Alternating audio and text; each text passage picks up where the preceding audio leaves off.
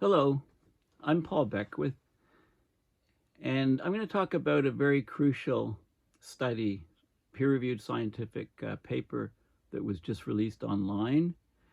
And this paper, what this paper does is it looks at the bathymetry in regions where ice sheets were resting on the ocean floor during the last ice age. And as these ice sheets retreated with the warming as we got out of the last ice age, the retreating of the grounding line left marks on the seafloor. Basically, in these areas of Antarctica, it's a semi-diurnal tide. So that means that the tide rises and falls twice a day.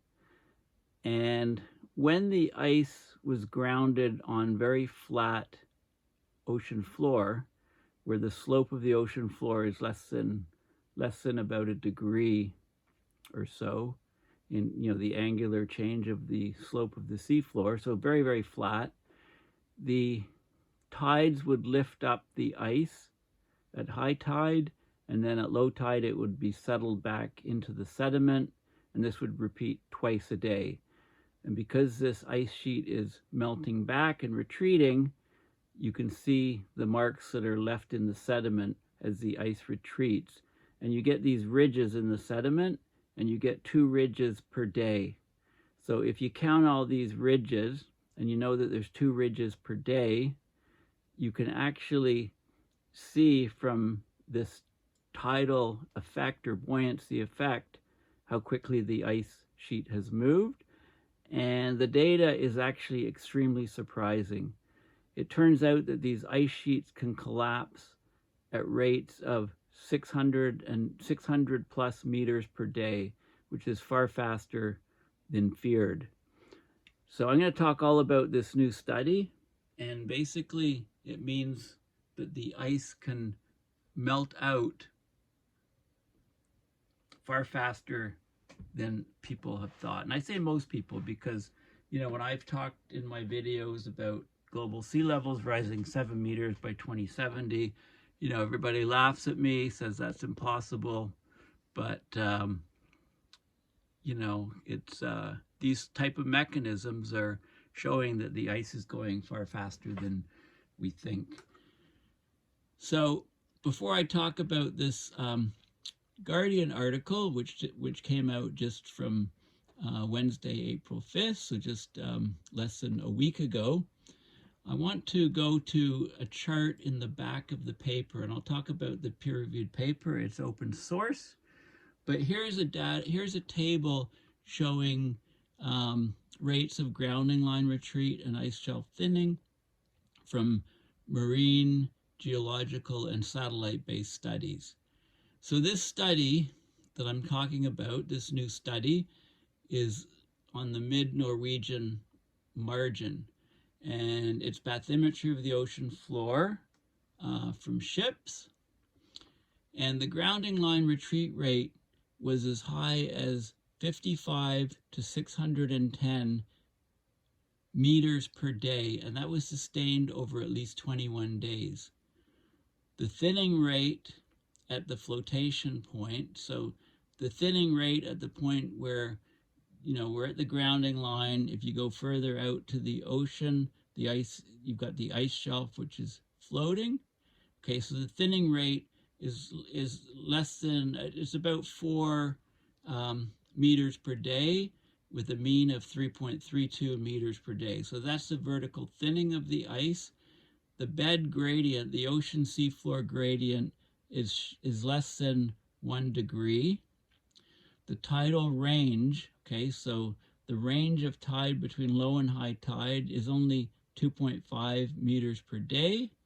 So that means that the maximum ridge amplitude is 2.5 meters a day. So the ice lifts up, comes back down, lifts up, comes back down. It gives these ridges. So that's this study. And look at, so this rate, 610 meters per day, is a huge represents a huge retreat of the ice. And this is way higher than any of these previous studies. So the previous studies are listed below. So there was a study beneath Pine Island Glacier ice sheet, West Antarctica, and it used autonomous underwater vehicles, bathymetry, and I actually did a video on this particular paper by Graham et al. A while back. Basically, it showed 50 to 80 meters per day of sustained retreat over at least 24 days in that case. So, this is an order of magnitude, almost an order of magnitude lower than the present finding. The thinning rate was inferred to be about a meter, 0.96 meters per day. The bed gradient was it was a retrograde slope, so it's negative. As you go inland, it went deeper by about 0.1 degrees. The tidal range was 1 to 2 meters, and that caused a 1 meter amplitude ridge. Then there was a study on Larsen Inlet, the eastern Antarctic peninsula, and that had autonomous underwater vehicles, so drones, basically underwater drones, 40 to 5 meters per day retreat, grounding line retreat, sustained over 45 days, so over a longer period of time. The thinning rate at the flotation location, 1.83 meters per day. The bed gradient, again, retrogressive, minus 0.3 degrees, so not very steep. 3 meter tidal range, and it caused corrugations of 1.5 meter amplitude.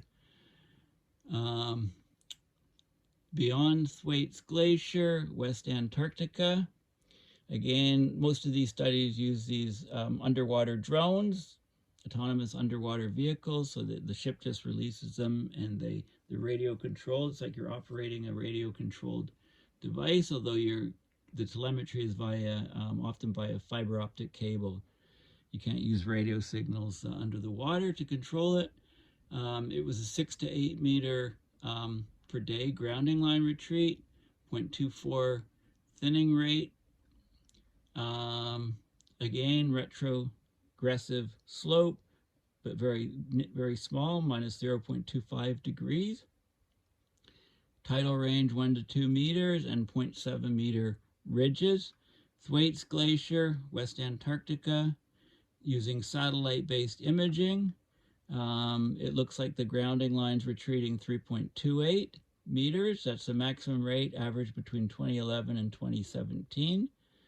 The thinning rate, 0.56 meters. That's an average between 2014 and 2017. The bed gradient, 1.7, so much higher, 1 to 2 meter tidal range. And the ridges are not applicable. It was measured by satellite. Pine Island Glacier, or Pig Glacier, West Antarctica, using satellite imaging, 0.68 meter thinning, shallower than half a degree. Gradient of the ice floor is sea bottom, 1 to 2 meter tide. Okay, again, it's not measuring the grounding line retreat by the ridges, so that's not applicable. And Pope Glacier, West Antarctica, again using satellite imaging, and also some surface synthetic aperture radar altimetry, 38 meter maximum rate sustained for 113 days in 2017. That's the grounding line retreat. 0.26 meter thinning rate. That's thinning per day, meters per day. The bed was poorly constrained. Tidal range 1 to 2 meters. Okay, so basically, this rate here, 610 meters per day, as measured from the bathymetry of these corrugations on the ocean floor that occurred at the end of the last ice age, show that the melt rates can be huge of these glaciers, much higher than we think. Okay, this is This is a peer-reviewed scientific paper published online April 5th, 2023, and you can access it. It's open source. Rapid buoyancy-driven ice sheet retreat of hundreds of meters per day, up to 610 meters per day. Okay, so the Guardian article has some of the highlights from the peer-reviewed paper. So we're looking at sediments from the last ice age, and they give a warning from the past for Antarctica and sea level rise today, say scientists. So this is the Doomsday Thwaites Glacier in Antarctica. There's a calving event. This big chunk here has broken off the ice, and because it's been released, it's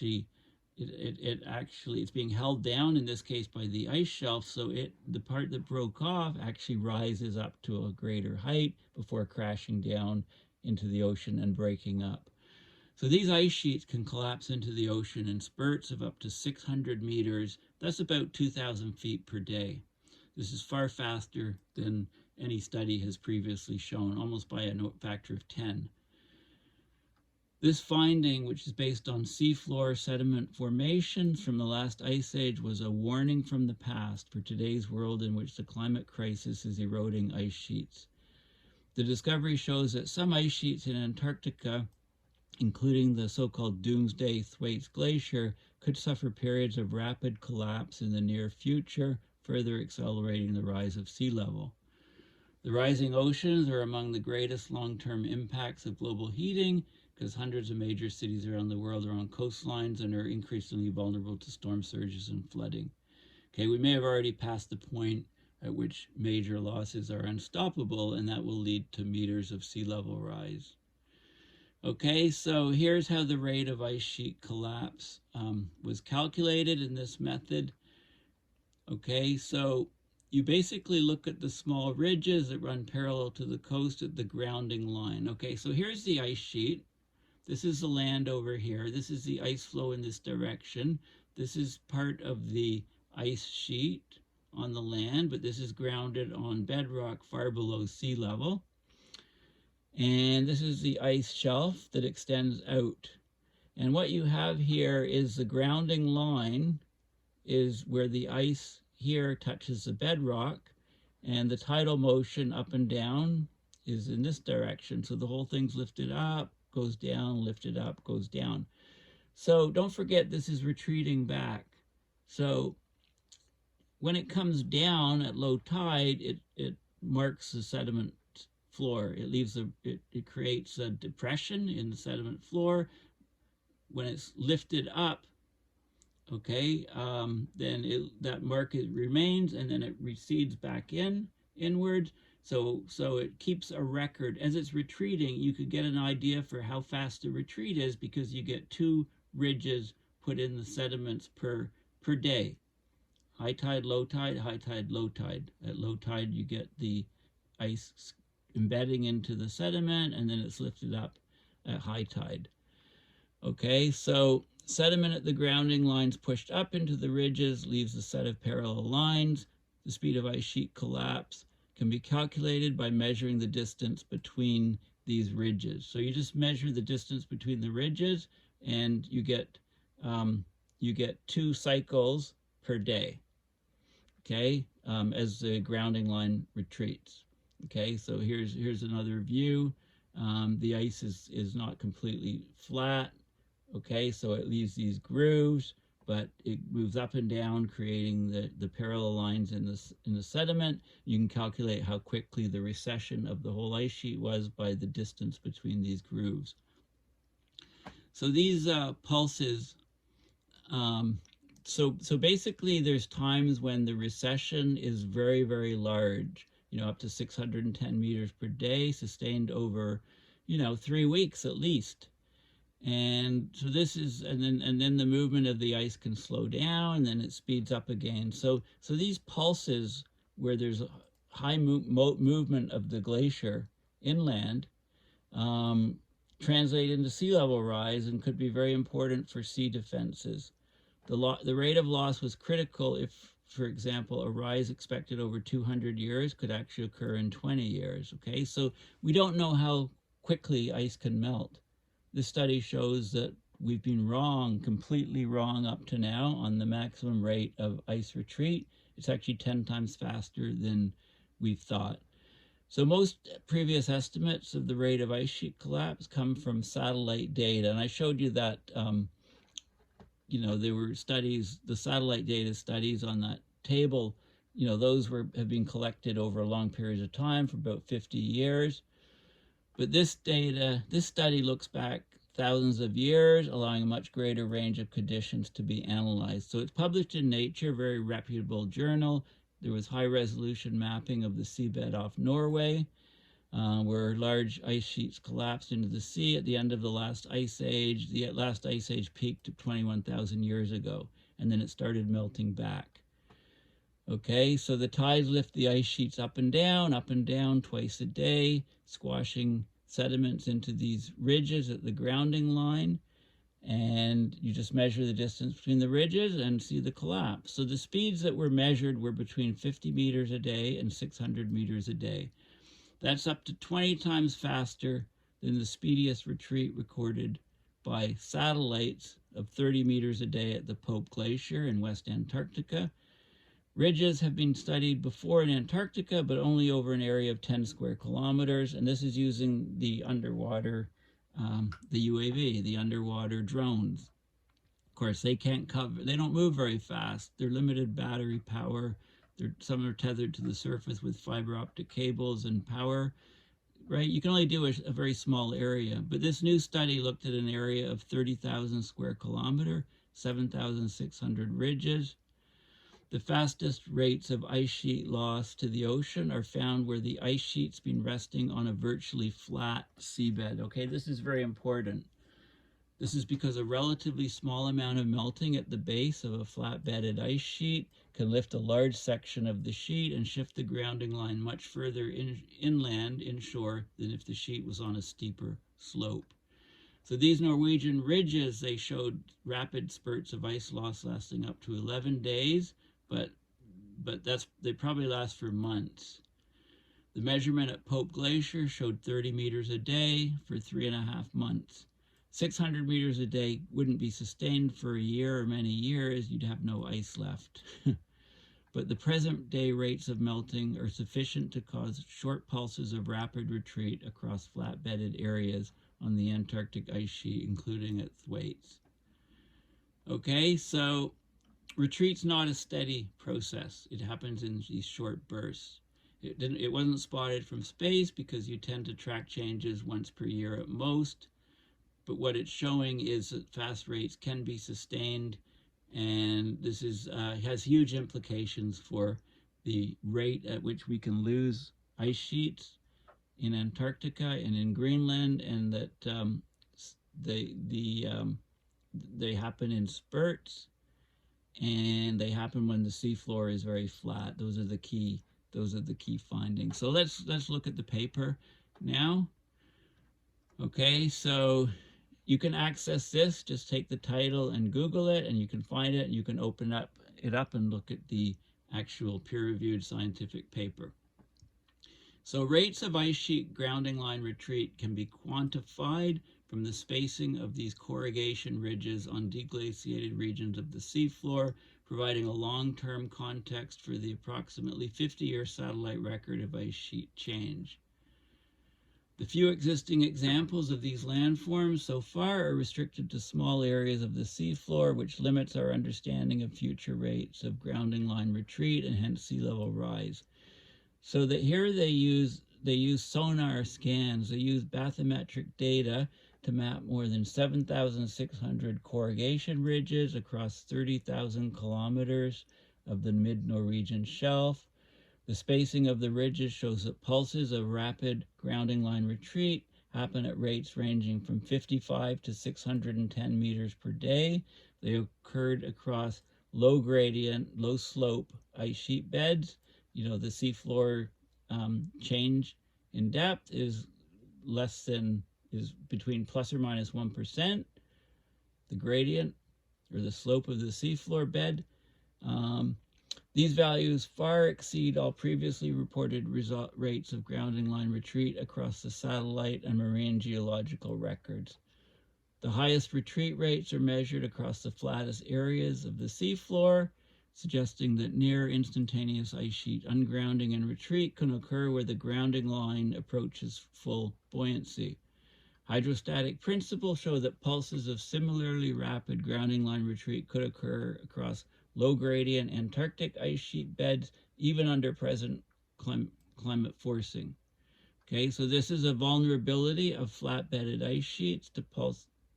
Okay, this is new stuff. Okay, so I'm not going to go over all of this stuff in here, but basically let's have a look at the data.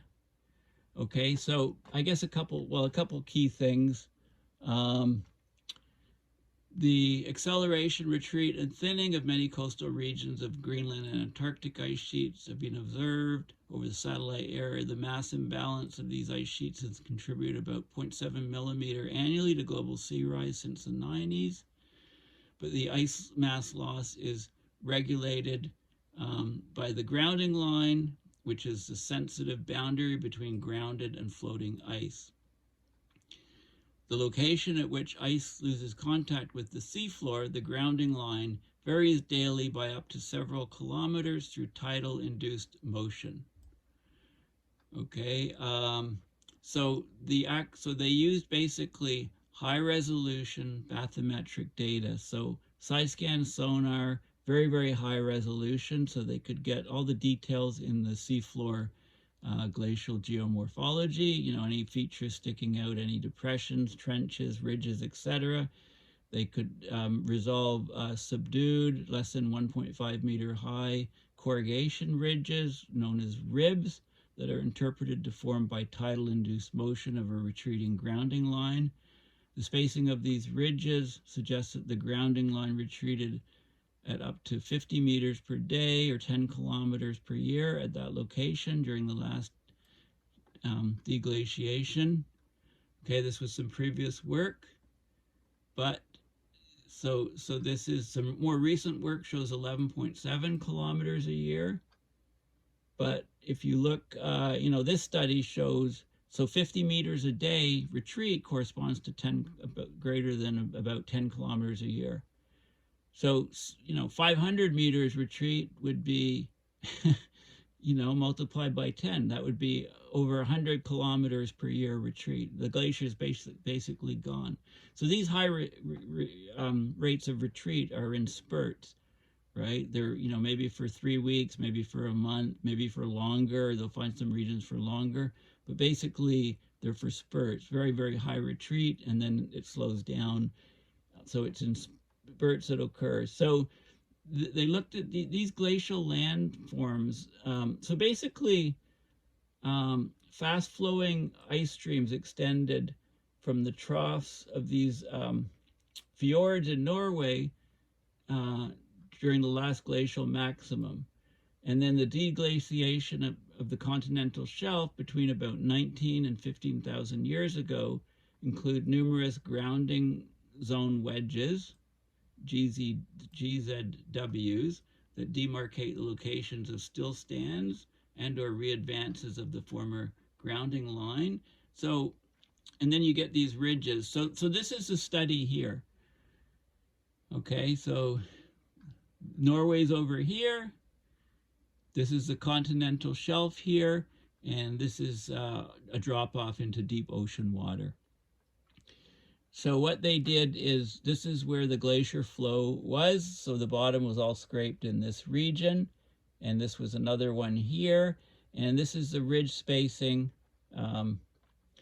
in meters. So if you get the grounding line retreat rate, the ridge spacing is basically, in one day, the retreat rate is double what the spacing is. So 305 meters, if that's the spacing, that's a retreat of 610 meters per day.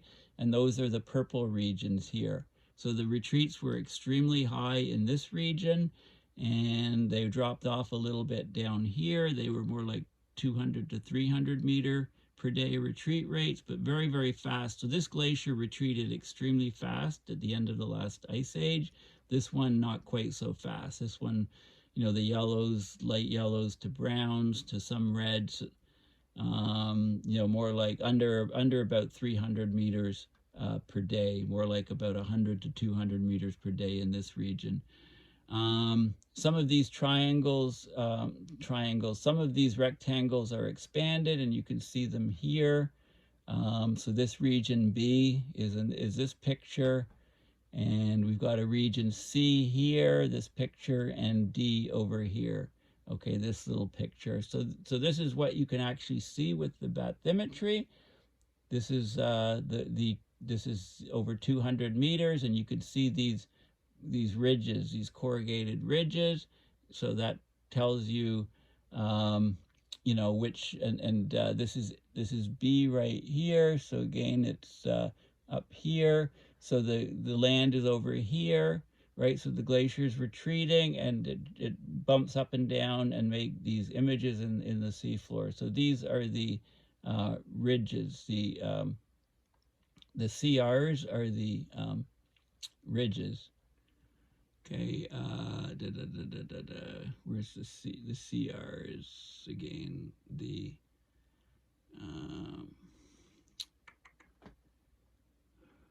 what do they?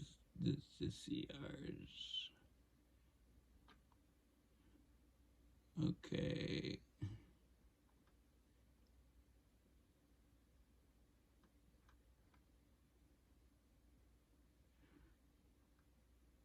Corrugation ridges. I was looking for the name.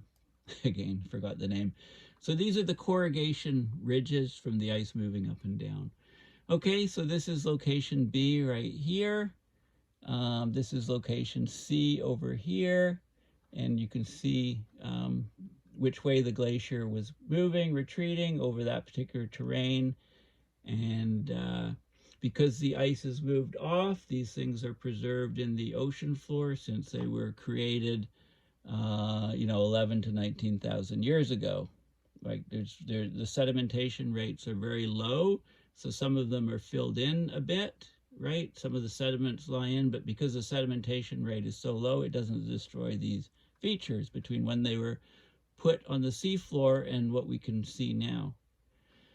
Okay, so this is some of the data. This is different locations, and this is the corrugation ridge spacing in meters, and this is the corrugation ridge amplitude in meters. So the ridges were up to about 1.5 meters high. Some of them were just 0.25 meters. Of course, some are filled in with sediments a bit, but you can see the data here for the different parts.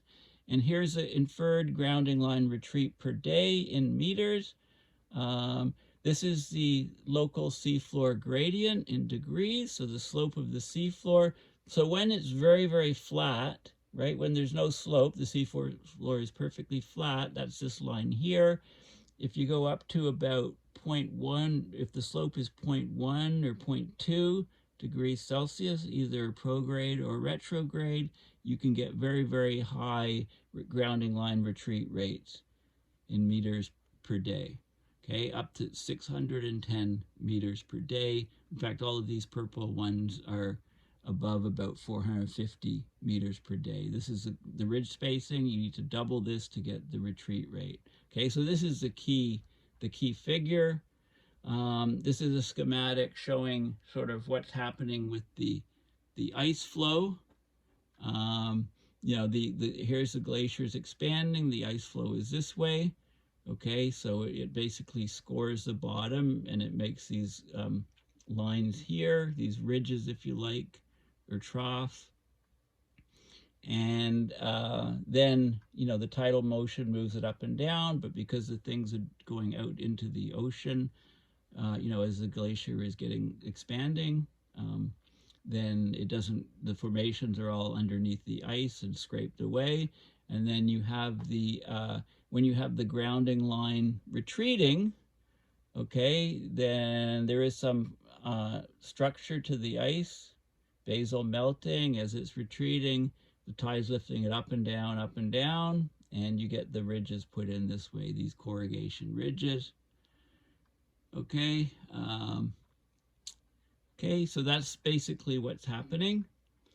And there's also cases where if this is the ice here, the ice sheet, the ice shelf, the tidal movement up and down, bedrock here. You can get, as this thing is retreating, you can get the chattering marks in the sediments, which can then be detected. Or if this is the situation here, then you get the retreating, and these marks are all left into the in the seafloor. So this is showing the ice shelf thinning rate. So this is thinning in the vertical direction. And you can see that, so this is the thinning rate here. This is a grounding line retreat per day. And this is the slope of the seafloor. So what you can see here is as the slope gets close to zero, you can get very, very fast grounding line retreats.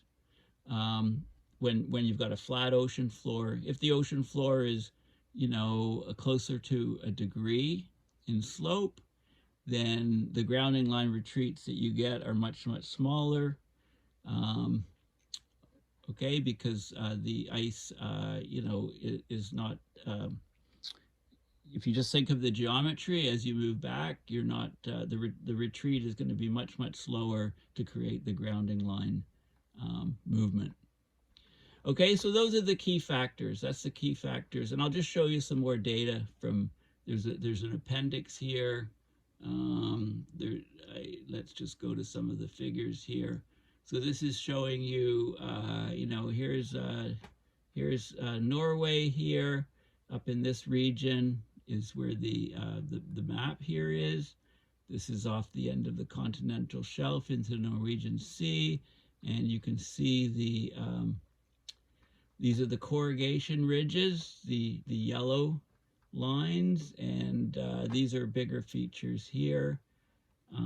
Exposed seaward limit of exposed bedrock is over here, and the shelf break is over here between the continental shelf and the deep water.